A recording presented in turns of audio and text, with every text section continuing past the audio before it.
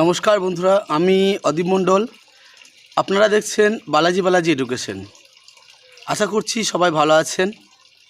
আজকে আমি হিবিস্কাস অর্থাৎ জবা ফুলের শীতকালীন বা শীতকালের শেষে কী ধরনের পরিচর্যা করবেন সেই বিষয়ে আমি আপনাদের সঙ্গে আলোচনা করব।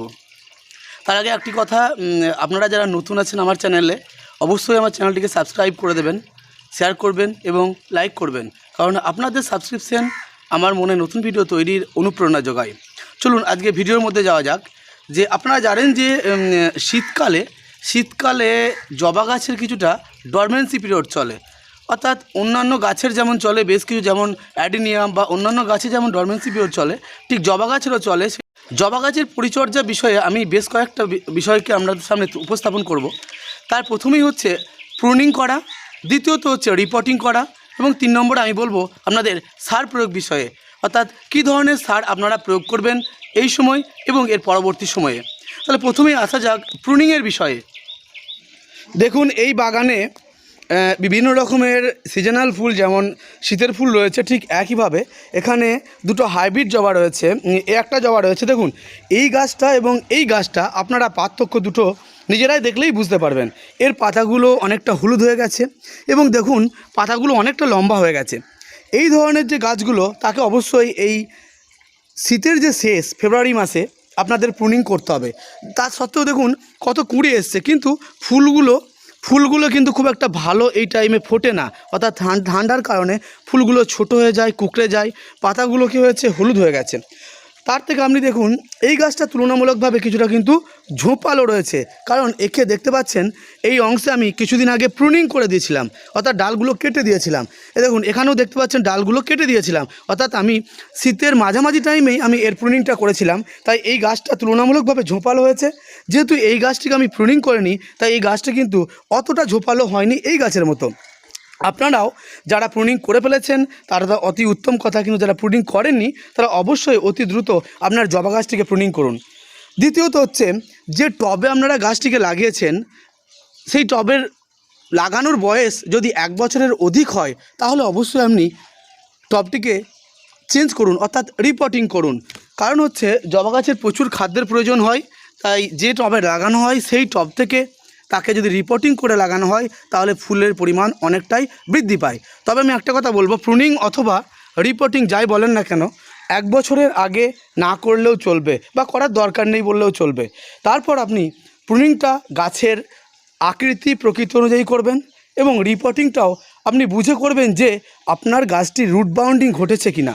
যদি গাছটি রুট বাউন্ডিং ঘটে, তাহলে অবশ্যই আপনাকে আপনার গাছটিকে রিপোর্টিং করতে হবে। আমি এই গাছগুলোকে কিছুদিন আগেই রিপোর্টিং করেছিলাম। এগুলো ছোটো টবে ছিল, এখন তার থেকে বড় টবে দিয়েছি। প্রতি বছর একটু একটু করে আমি এইভাবে গাছগুলোকে বাড়াই, অর্থাৎ রিপোর্টিং করে তার গাছের যে টবের আয়তনকে বাড়িয়ে দিই, যাতে প্রচুর পরিমাণে আমি ফুল পাই। দেখুন, ওই জবা ছাড়াও আমার বাড়িতে আরও কয়েকটি জবা রয়েছে, এগুলো দেশি জবা, আপনারা কল্পনা করতে পারছেন। কিন্তু দেখুন, দেশি জবা গাছটি মাটিতে থাকার জন্য এর কিন্তু সেরকম কোনো বিকৃতি পরিলক্ষিত হচ্ছে না। শুধুমাত্র ফুলের যে সাইজ, সেই সাইজটা একটু ছোট হয়ে যায়, অর্থাৎ গ্রীষ্মের সময় যে ফুলের সাইজ হয় তার থেকে কিন্তু প্রচুর ফুল ধরেছে এই সময়ও গাছটিতে, আপনারা দেখলেই বুঝতে পারবেন। এছাড়াও মাটিতে আরও একটি জবা গাছ রয়েছে, এটা পঞ্চমুখী জবা।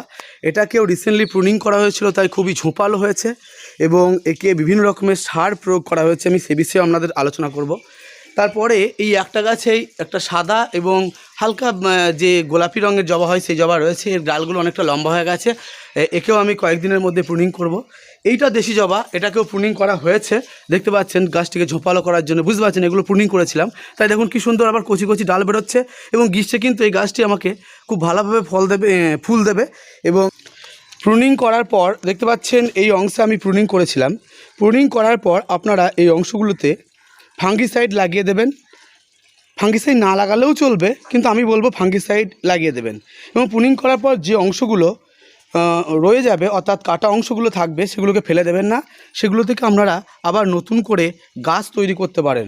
6 থেকে 7 ইঞ্চি অথবা 8 ইঞ্চি কাটিং তৈরি করে তার মধ্যে রুটিং হরমোন এবং একটু ফাঙ্গিসাইড লাগিয়ে যদি বালির মধ্যে পুঁতে দেন এবং জল দেন, তাহলে সেখান থেকে আবার নতুন গাছ তৈরি হয়ে যায়। এবার আসি জবা গাছের সার প্রয়োগ সম্বন্ধে। অর্থাৎ জবা গাছ খুবই খাবার ভালোবাসে এবং রোদও ভালোবাসে, তাই জবা গাছকে প্রচুর খাবার দিতে হয়।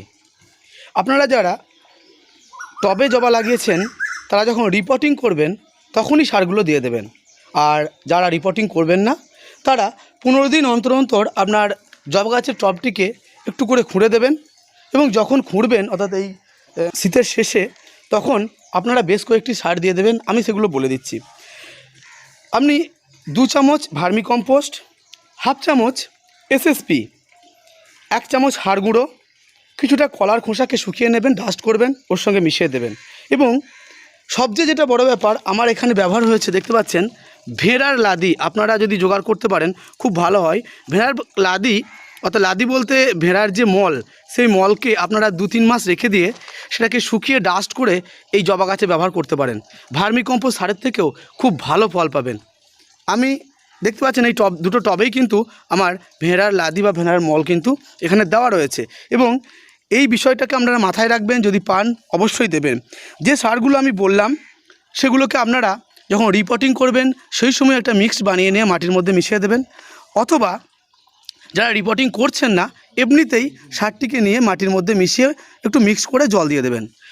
এরপর যখন প্রুনিং করার পর ছোট্ট ছোট্ট কচি ডাল বেরোবে তখন আপনারা 1 চামচ ইউরিয়া সার আপনার টবের মাটিতে দিয়ে দেবেন, কারণ ইউরিয়া সার নাইট্রোজেন ঘটিত সার, যখন কচি ডালগুলোকে তাড়াতাড়ি বৃদ্ধিপ্রাপ্ত হতে সাহায্য করবে, এবং পরবর্তীকালে গ্রীষ্মকালে কিন্তু এটাতে ফুল খুবই ভালো হবে। এরপর যখন আপনাদের ফুল আসার ঠিক আগে অর্থাৎ 15 থেকে 20 দিন আগে আপনারা হাফ চামচ পটাশ সার আপনার টবের মাটিতে দিয়ে দেবেন, এবং এরই সঙ্গে 2 গ্রাম বোরন এবং হাফ চামচ জিঙ্ককে 1 লিটার জলে মিশিয়ে গোটা গাছকে ভিজিয়ে এরকমভাবে ভিজিয়ে আপনারা স্প্রে করবেন। এতে কিন্তু খুব ভালো ফল পাওয়া যায়। দেখুন আমার গাছে কিন্তু শীতকাল হলেও প্রচুর পরিমাণে প্রত্যেকটা ডগে কিন্তু কুঁড়ি রয়েছে, এবং কয়েকটি ফুল ফুটেও ছিল। আজকে ফুলগুলো নেই, অনেক ফুল ফুটেছিল। এরপর আমি আপনাদের বলবো যে আপনাদের যে বাগানে যে সারটিকে দেন অর্থাৎ গাছকে দেন, যেমন ধরুন খোল পচার জল অথবা ওয়েস্ট কম্পোস্ট থেকে তৈরি যে সার, সেই সারটিকেও আপনারা জবা গাছের জন্য ব্যবহার করবেন। সেটা 7 দিনে একবার অথবা 15 দিনে একবার ব্যবহার করতে পারেন। আর জবা গাছে জল অতিরিক্ত হলে কিন্তু জবা গাছে ফাঙ্গাস অ্যাটাক হতে পারে, তাই আপনাদের জলটা কিন্তু পরিমাণ মতো জবা গাছকে দিতে হবে। এরপর আসছি জবা গাছের রোগ পোকা সম্পর্কে। সাধারণত জবা গাছে পাতা কুঁকড়ে যাওয়া এবং মিলিবাগ জনিত যে সমস্যা সেটাই ব্যাপকভাবে সকল বাগানীদের দেখা দেয়। আর এই মিলিবাগজনিত সমস্যা আপনারা যে কোনো পেস্টিসাইড ছাড়াও এটাকে দূরীভূত করতে পারেন। সেটা হচ্ছে আপনারা যে কোনো একটি শ্যাম্পু অথবা সার্ফ জলের মধ্যে গুলে নিয়ে সেটাকে যদি স্প্রে করেন তাহলে দেখবেন 2-3 বার স্প্রে করার পরেই সাদা সাদা মিলিবাগ যে গাছের মধ্যে থাকে সেগুলো কিন্তু আস্তে আস্তে দূরীভূত হবে, এবং আপনার গাছটি মিলিবাগজনিত সমস্যা থেকে সমাধান পাবে। এছাড়া আপনারা ইচ্ছা করলে কিছু বাজারে পাওয়া যায় পেস্টিসাইড, সেই পেস্টিসাইডগুলোকেও 1 ml প্রতি লিটার হারে জলে মিশিয়ে জবা গাছে স্প্রে করতে পারেন। আর যদি ফাঙ্গাসজনিত সমস্যা দেখা দেয় তাহলে আপনারা ম্যাঙ্গোজেব ও কার্বনডাজিম গ্রুপের যে কোনো ফাঙ্গিসাইড, যেমন সাপ নামক ফাঙ্গিসাইডটিকে আপনারা 2 গ্রাম প্রতি লিটার হারে গুলে এই গাছে ব্যবহার করতে পারেন।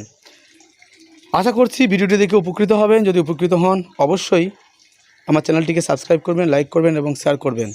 আর ফেব্রুয়ারি মাসের শেষে এই যত্নগুলো অবশ্যই করুন যদি গ্রীষ্মকালে প্রচুর পরিমাণে গাছে ফুল পেতে চান। দেখুন আমার গ্রীষ্মকাল আসার আগেই আমার প্রত্যেকটা ডগে কিন্তু প্রচুর কুঁড়ি এসছে এবং ফুলও কিন্তু এই দেখুন এই ফুলটা কালকেই ফুটবে, দেখতে পাচ্ছেন? এগুলো প্রত্যেকটা ডগে কিন্তু কুঁড়ি এসছে।